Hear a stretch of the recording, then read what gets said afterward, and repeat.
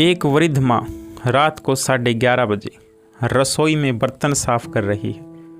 घर में 2 बहुएं हैं जो बर्तनों की आवाज़ से परेशान होकर अपने पतियों को सास को उल्हाना देने को कहती हैं।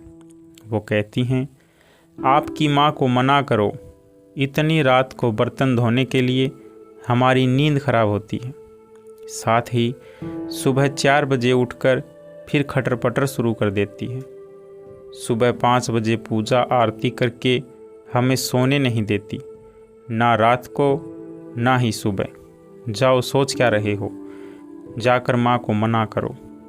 बड़ा बेटा खड़ा होता है और रसोई की तरफ जाता है। रास्ते में छोटे भाई के कमरे में से वही बातें सुनाई पड़ती हैं जो उसके कमरे में हो रही थी।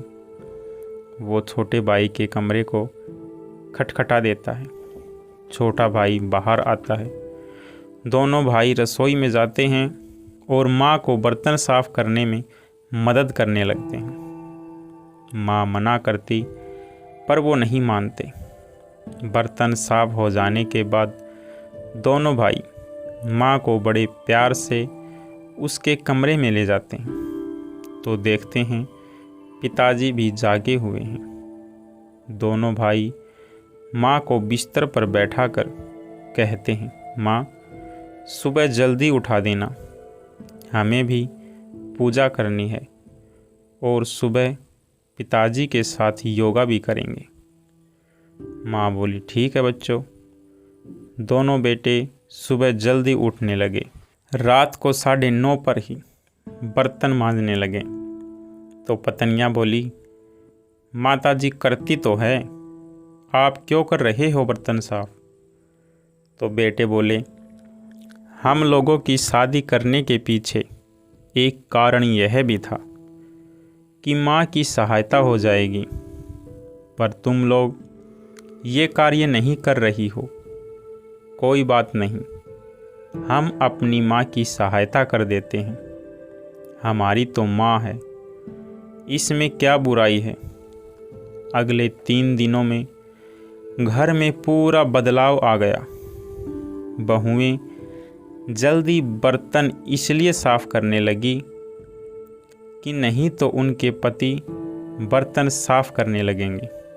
साथ ही सुबह भी वो भी पतियों के साथ ही उठने लगी और पूजा आरती में शामिल होने लगी। कुछ दिनों में पूरे घर के वातावरण में पूरा बदलाव आ गया। बहुएं सास ससुर को पूरा सम्मान देने लगी। माँ का सम्मान तब कम नहीं होता जब बहुएं उनका सम्मान नहीं करती।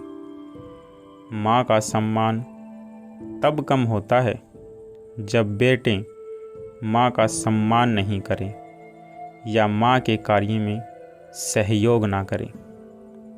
नमस्कार मेरे प्यारे दोस्तों, आपको यह छोटी सी कहानी कैसी लगी कृपया करके कमेंट बॉक्स में ज़रूर बताएं और आपके अपने चैनल को सब्सक्राइब ज़रूर कर लें ताकि आने वाली नई नई कहानियाँ आप तक पहुँच सकें।